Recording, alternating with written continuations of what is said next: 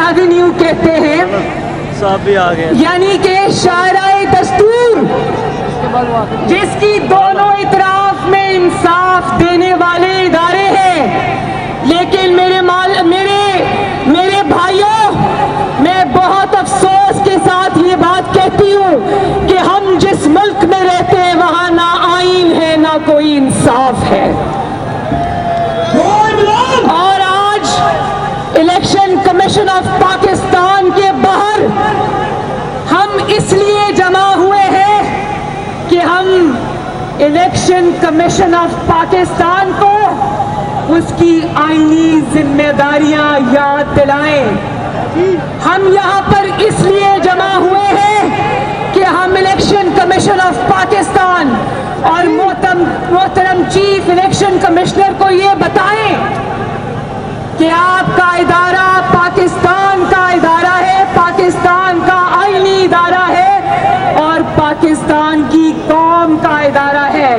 ये वो इदारा है जिसको आईन ने आपकी और अवाम की राय का अमीन बनाया है। ये वो इदारा है जिसको पाकिस्तान की आईन की सब्ज किताब ने आपके वोट की इज्जत की जिम्मेदारी अता की है। और ये वो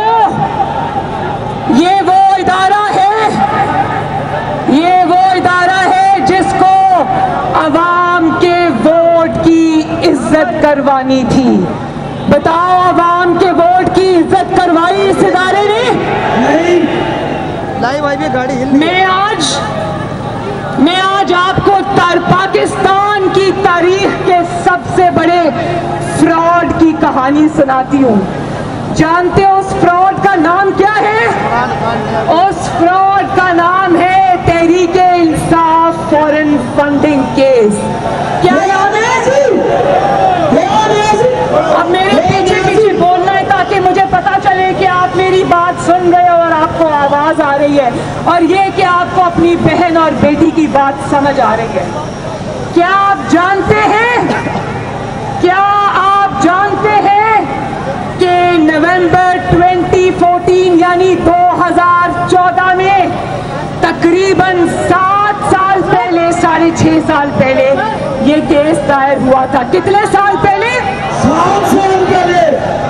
अब तक नवाज शरीफ का केस तो दिनों में चलता है और दिनों में खत्म होता है, और दिन में 2-2 समातें भी होती है, लेकिन 7 साल में इस इदारे ने अभी तक सिर्फ 70 समातें की। कितनी समातें? 70। और जानते हो ये जो जाली खान है, पाकिस्तान पर जो अजाब मुसल्लत किया हुआ है, इसका नाम क्या है? इमरान खान। जानते हो कि इमरान खान ने इस मुकदमे को मुलतवी कराने की कितनी बार कोशिश की? 30 बार। कितनी बार? 30 बार। कौन कहता था कि अगर चोरी नहीं की तो तलाशी दे दो? कौन कहता था? तो आज पीडीएम और अवाम आपसे पूछती है कि अगर चोरी नहीं की तो 30 बार मुकदमे को रुकवाने की कोशिश क्यों की? और जानते हो इस ताबेदार खान ने 6 मरतबा हाई कोर्ट में दरखास्तें दी कि इलेक्शन कमीशन ऑफ पाकिस्तान इस मुकदमे की समाअत नहीं कर सकता। 6 दरखास्तें दी। कितनी दरखास्तें दी? और जानते हो कि एक कमेटी बनाई ईसीपी ने, इलेक्शन कमीशन ऑफ पाकिस्तान ने एक कमेटी बनाई जिसको कहते हैं स्क्रूटनी कमेटी, जिसको कहते हैं तहकीकाती कमेटी, जिसका काम था तहकीकात करके उसकी तफसीलात अवाम के सामने रखना।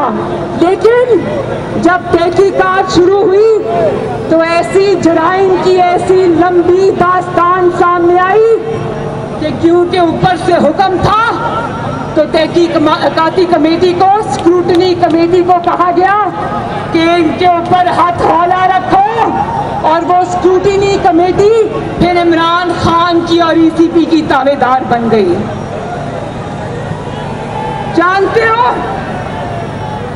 जानते हो कितने साल हो गए?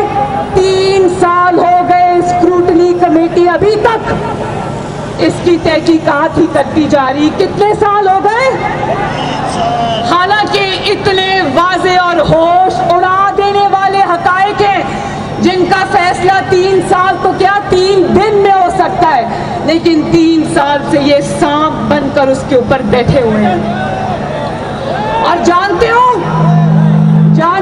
कि 80 समातों के दौरान इमरान खान ने कम से कम 24 मरतबा कार्रवाई रुकवाने की कोशिश की। कितनी मरतबा? 24।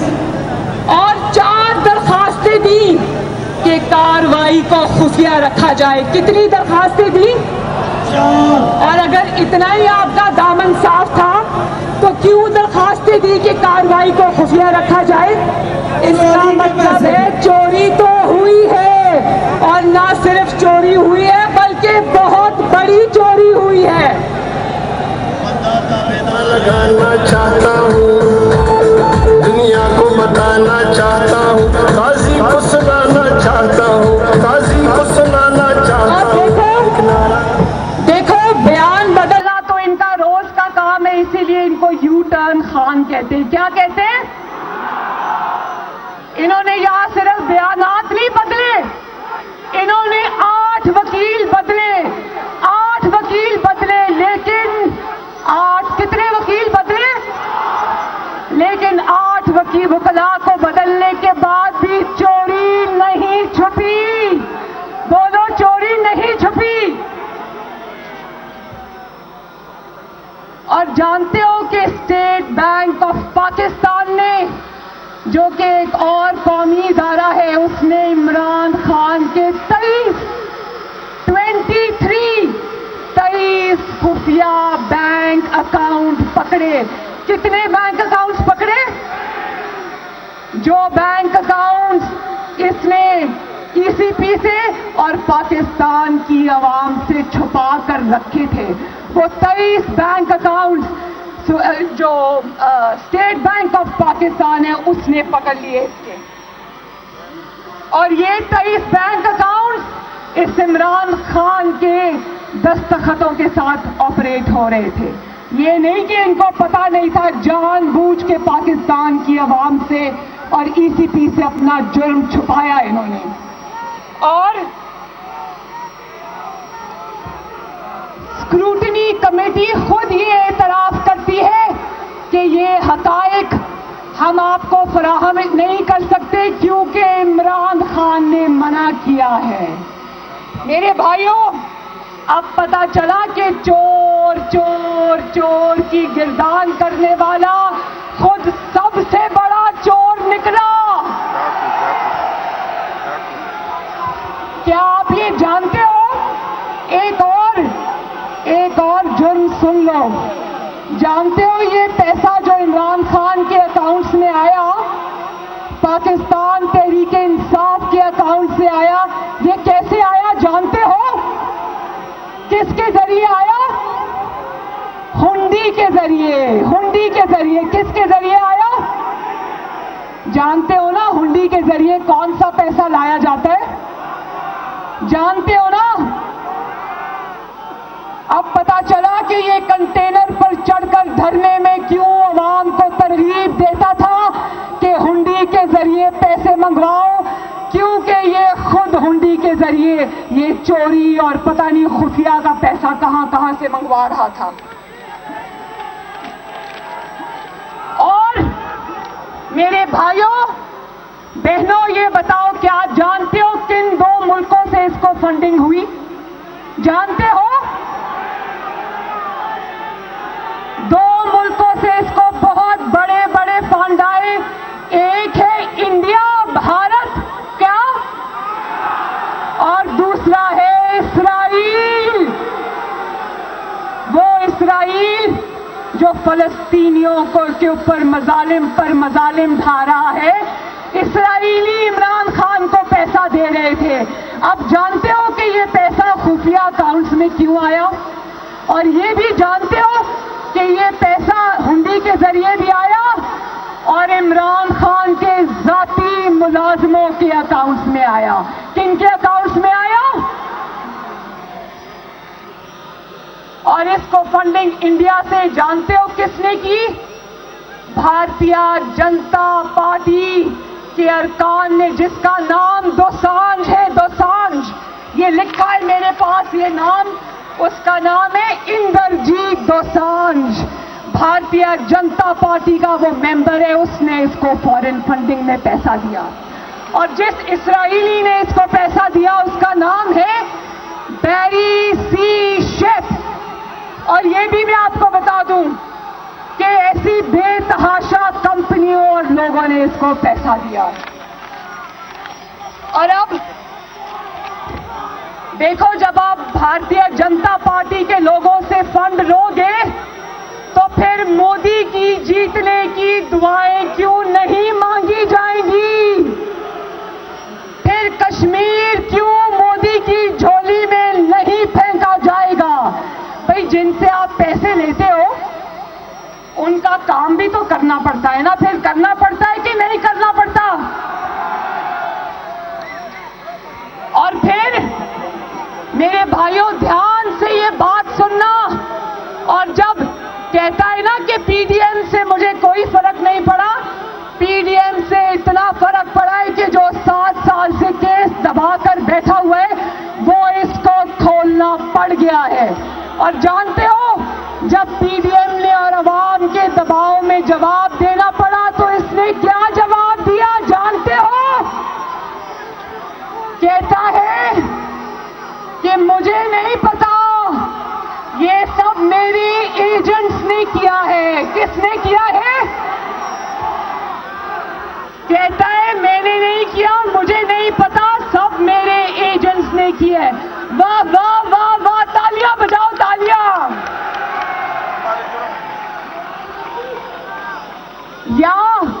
या तो वो खुद बहुत बड़ा बेवकूफ है, या वो मेरे भाइयों पीडीएम को और पाकिस्तान की आवाम को बेवकूफ समझता है। तो बड़ी अच्छी बात है कि जब पैसे धड़ाधड़ आ रहे थे और उन पैसों को तुम एक मुंतखब हुकूमत और एक मुंतखब अवामी वजीर आजम जिसका नाम है मोहम्मद नवाज शरीफ, जब तुम पानी की तरह पैसा बहा रहे थे और धरनों पर खर्च कर रहे थे, उस वक्त तुम्हें नहीं पता था कि ये पैसा एजेंसी के पास से आया है या कहां आया है? पैसा आते वक्त नहीं पता था कि एजेंट्स के थ्रू आया है। जब जवाब देना पड़ा तो एजेंट्स याद आ गए। और 7 साल बाद याद आया, जब अवाम ने जवाब मांगा, जब दबाव पड़ा तो 7 साल बाद याद आया कि पैसे तो मेरे एजेंट्स को पता है, मुझे पता नहीं है। बोलो जरा, एक दफा बोलो, वाह वाह वाह, वेरी गुड। दस्तखत करने का पता था भाइयों, सुनना, दस्तखत करने का पता था, पैसा वसूल करने का पता था, पानी की तरह पैसा साजिशों में इस्तेमाल करने का पता था, मुंतखब हुकूमत को गिराने में पैसा इस्तेमाल करने का पता था, मगर ये पता नहीं था कि करोड़ों और अरबों और खरबों जो आ रहा है वो कहां से आ रहा है। बिल्कुल उसी तरह मेरे भाइयों, बिल्कुल उसी तरह जिस तरह ये कहता है कि मुझे हुकूमत में आने की मेरी तैयारी नहीं थी। भाई, हुकूमत में आने की तुम्हारी तैयारी नहीं थी, तुम्हें काम करना नहीं आता था, लेकिन अवाम की जेबों पर डाका डालने की तुम्हारी पूरी तैयारी थी। अवाम की खिदमत करने की तैयारी नहीं थी, लेकिन अवाम को लूटने की तुम्हारी पूरी तैयारी थी। महंगाई को आसमान पर पहुंचाने की तुम्हारी पूरी तैयारी थी। आटा, चीनी, गंदम और दवाइयों पर डाके डालने की तुम्हारी पूरी तैयारी थी। अगर ये सब तुम्हारे एजेंट्स ने किया है, इस्लामाबाद और पिंडी के भाइयों और बहनों, अगर ये सब तुम्हारे एजेंट्स ने किया है, तो जरा ये भी बता दो ईसीपी के सामने कि 2018 के इलेक्शंस में तुम्हारे बैलेट बॉक्सेस में वोट किस एजेंट ने डाले थे? जरा ये भी पाकिस्तान के अवाम को बता दो कि अगर पैसा देने वाले एजेंट्स थे तो तुम्हें इक़्तिदार में लाने वाले एजेंट्स कौन थे? और ये भी बता दो कि साकिब निसार से तुम्हें जाली साकिब और अमीन, सादिक और अमीन नहीं, साकिब और अमीन का सर्टिफिकेट दिलवाने वाले एजेंट्स कौन थे? और अब ये भी बता दो, यहां मीडिया की वैन्स मौजूद हैं, ये भी बता दो तुम्हारे लिए मीडिया को मैनेज करने वाले, मीडिया को दबाव में लाकर अपनी मर्जी की खबरें चलवाने वाले एजेंट्स कौन है? पूछो मेरे भाई, कौन है वो एजेंट्स? और ये भी बता दो कि तुम पाकिस्तान के 22 करोड़ अवाम की तबाही के जिम्मेदार हो, तुम पाकिस्तान के बड़े बड़े जराइम के जिम्मेदार हो। तो जरा ये भी बता दो, तुम्हारे हर जुर्म और हर गलती पर पर्दा डालने वाले एजेंट्स कौन हैं? कौन है? आवाज नहीं आ रही, कौन है?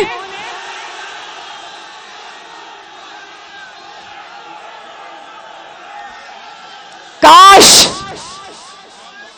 सुन तो रहे होंगे, मेरा ख्याल है कि ये आवाज पहुंच जाएगी कि लोग जानते हैं कि तुम्हें 22 करोड़ अवाम पर मुसल्लत करने वाले एजेंट्स कौन हैं। देख लो, जहां जहां आवाज जा रही है, देख लो, लोग नहीं डर रहे। पाकिस्तान बदल रहा है। तुम जितना भी जोर आजमा लो, तुम जितना भी अपनी ताकत आजमा लो, तुम पाकिस्तान के अवाम से नहीं जीत सकते। बताओ कि पाकिस्तान की अवाम अब जमहूरियत के लिए खड़ी हो गई है या नहीं खड़ी हो गई? हाथ उठा के बता दो मुझे। और अब मैं इलेक्शन कमीशन ऑफ पाकिस्तान से भी कुछ सवाल पूछना चाहती हूं। मेरे साथ ये सवाल पूछोगे ना?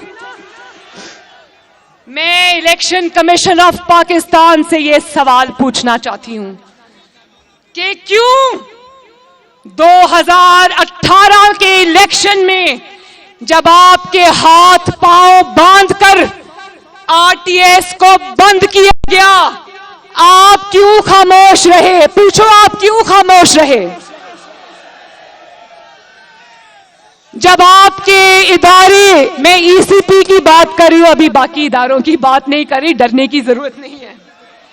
जब आपके इदारे यानी इलेक्शन कमीशन ऑफ पाकिस्तान को यरगमाल बनाकर एक नाअहल और तारीख के सबसे बड़े नालायक शख्स को सिलेक्ट करके, क्या करके, अवाम के वोटों पर डाका डालकर, जब वो एक तारीख के सबसे ज्यादा नालायक और नाअहल शख्स को 22 करोड़ अवाम की किस्मत का मालिक बना दिया गया, तो आप क्यों नहीं बोले? ईसीपी मुझे बताएं, आप क्यों नहीं बोले? बोलो। आज आपके इदारे की नाकामी और खामोशी की सजा मेरे 22 करोड़ अवाम भुगत रहे। बोलो, भुगत रहे हो ना?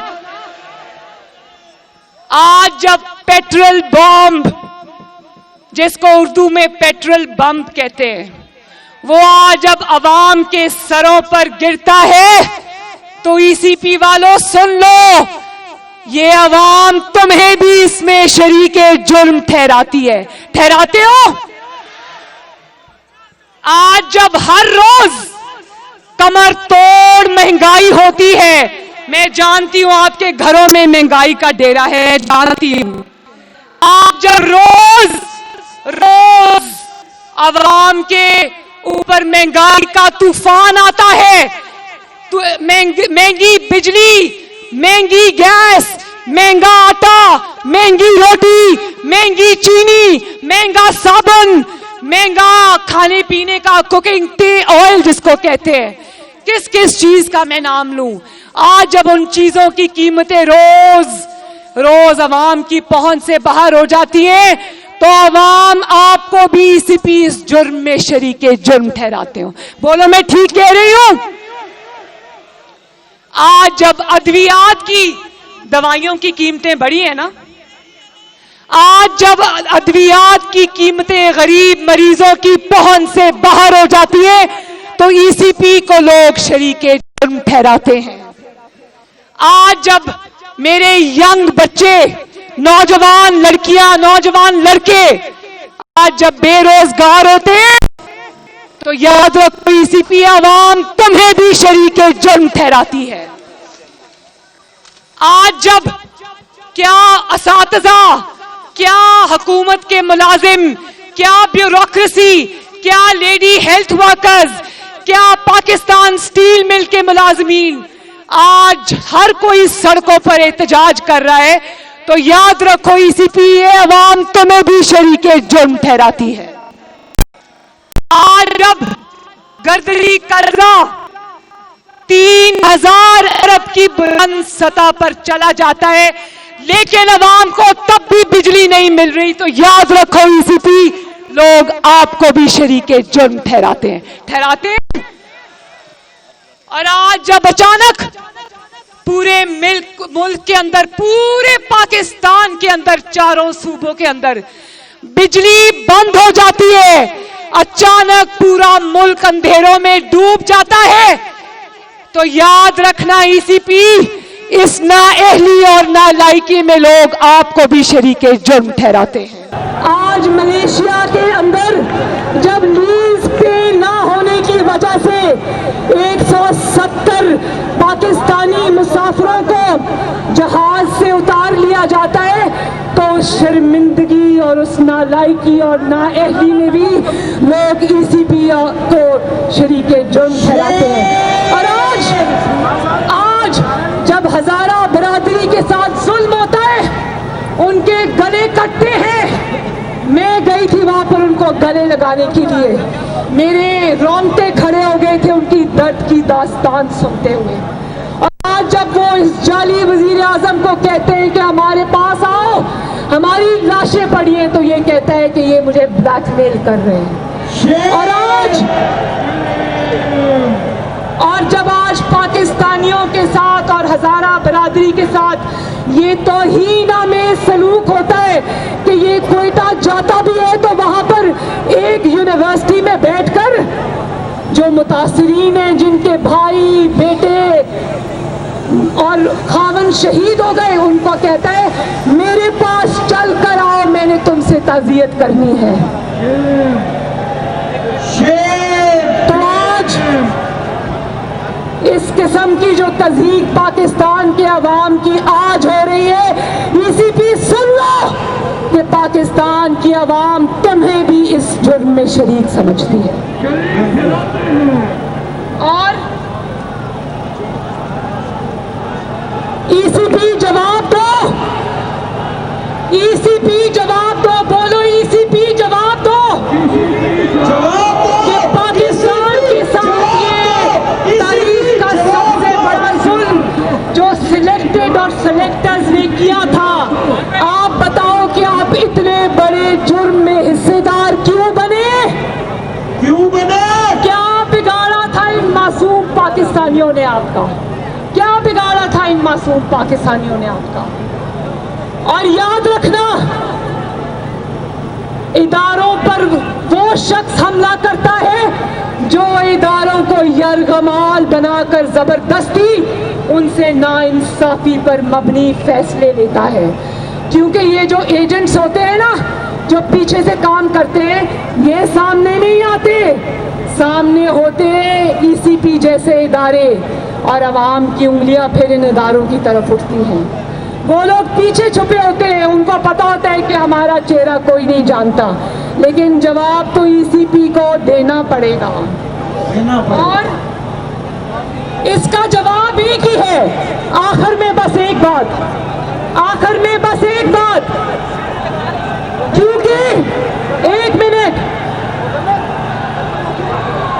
आखिर में एक ही बात,